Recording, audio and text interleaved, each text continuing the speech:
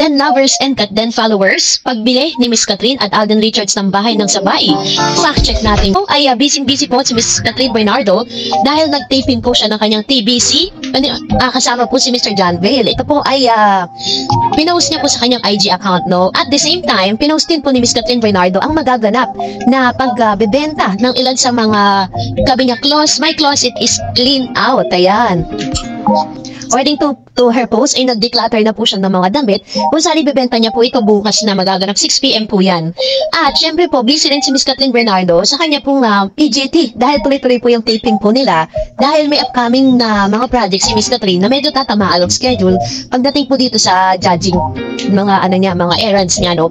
Meron din naman si Alden Richards, may naganap po siyang parang meeting with GMA Sparkle Big Bosses. Start something new project. Communication is what makes a team strong. Communication is the key. Hashtag Alden Richards IGs. Ayan. So, pinost niya po yan. Kasama ang ilan sa mga bosses niya, no, na parang may niluluto po silang mga projects.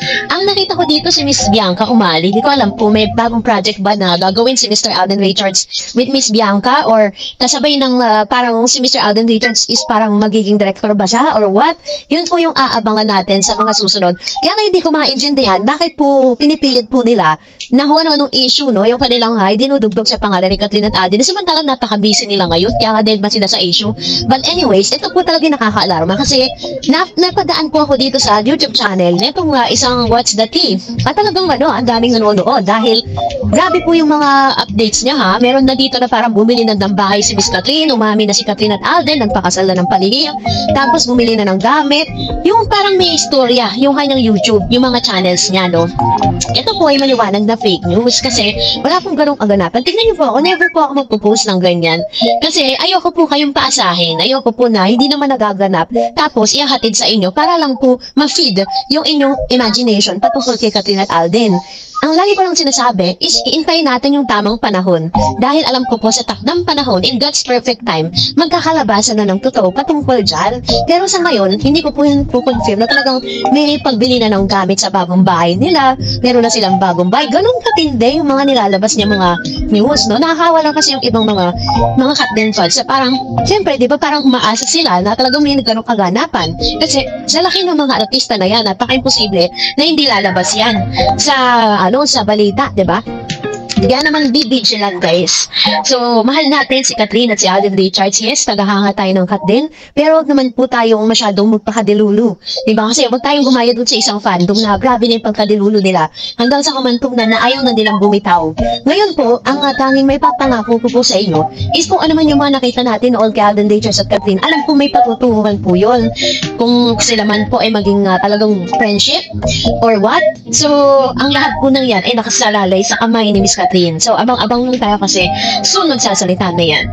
And for that, narito naman ang ilan sa mga comment reaction po ninyo patungkol sa ating latest updates. Unahin natin si Miss Eva. Sabi niya, I believe pag-promo lang ang relationship ng Catherine. Parang baliwala na lang sa kanila ang diehard fans nila. Wala na akong interest sa kanila.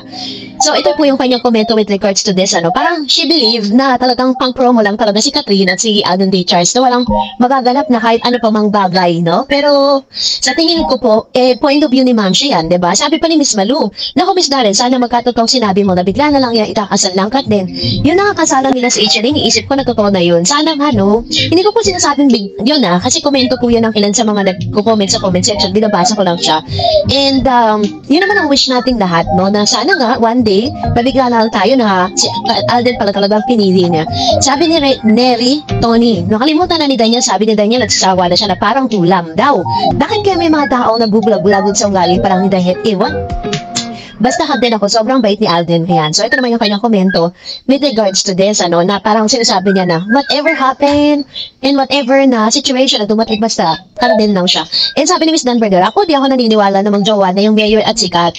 As pieces, malakas ang pandama, Sikat and Alden lang. But for now, busy sila sa mga ganap nila as actor and actress and the same as business po. Sabi ni Ma'am Shilenita, Miss Darren, gaano katotoo na umamin na raw sila Catherine at sa totoong relasyon nila at sila na daw. Totoo ba yun? Sana nga. Ayan, ito yung mga nilalabas nga ng isang YouTube channel, no, na parang gusto niyang paniwalain ng lahat ng mga manonood niya sa isang bagay na ang gusto natin talagang totoo, no, yan po yung mga sinabi ng isang YouTube channel na parang ang dami niyang mga ganap na sinabi ni Alden at ni Catherine na hindi naman po lumabas sa social media or kahit sa anong site.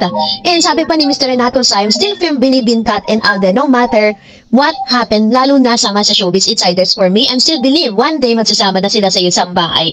And sabi ni Manay ni Bantawi, di ako naniniwala dyan, Cat at Al, kalabas na ako, malakas ang pakiramdam ko. May Cat din, sila na, ayaw lang mami ng Cat din. Ayan. Ito naman yung kanyang komento, no? With regard, alam niyo kung gaano po katatag yung ating fake for Catherine and Alden, gano'n naman katindi ang pagwasak na ginagawa ng ilang na mga malalaking vloggers, lalo na sa showbiz. Sinasabi nila na parang, ano daw, user daw itong si Mr. Alden Richards. Hay nako, talaga naman, ano, grabe po yung kanilang mga bintang, no, na nagaganap. And I know that one day, nilinis ang pangalan ni Mr. Alden. Sabi ni Miss Marites Spiller, sa akin, Mr. S, hindi basta-basta sikat mag-yes kay Mayor. Noon nga, kasi, kaya DJ 5 years sinagot, tapos kay Mayor, walang isang sasagutin na siya. Kat? Sikat matalino yan, hindi yan basta-basta sasagutin ng guy kung hindi niya kilala ng malalim. Alam mo, make sense to ha. Siguro pag 3 years pwede matalino sikat. Alam niya, ang ikabubuti nga, hindi basta feel ko, malalim ang sama nila ni Alden, magjowa ng Katin. Alam ko, dalawa ng friends for girlfriend, boyfriend. Hindi naman tayo mga mangmang, di ba? Basta Mr. Eds, kampante ako sa Katin. More power, Mr. Eds, and more power. Bless you and to all Katin fans in God. We're happy all. Ayan. Thank you, Ma'am Shi Marites. Tama yung sinabi ni Ma'am Shi ha. Parang doon po sa standard ni Miss Catherine, parang, okay, Mr. ano po nun, is parang pinag-antay niya ng 5 taon si Daniel bago niya makuha yung oo. Tapos, dito kay Alcala, bigla, di ba? Tapos, ang dami niya pang naririnig ng mga red flags. And sabi pa ni Miss Marino, again, Mr. Eds, in my own opinion, they cannot put a good and noble man like Alden. Very true. And sabi ni Miss Marilu Santos, hi Mr. Eds again, my heartfelt thanks for your regular updates about that din. Thank you din, Ma'am si Marilu ha, sa inyong laging panonood sa mga updates po natin. At talagang appreciated po yan dahil kitang-kita naman po natin, di ba? And sabi ni Ma'am Chimino, wow, host na ulit. Naku, Mr. Eds, ingit lang niyang mga yan. Kaya na ba si Alden sa pag-host niya?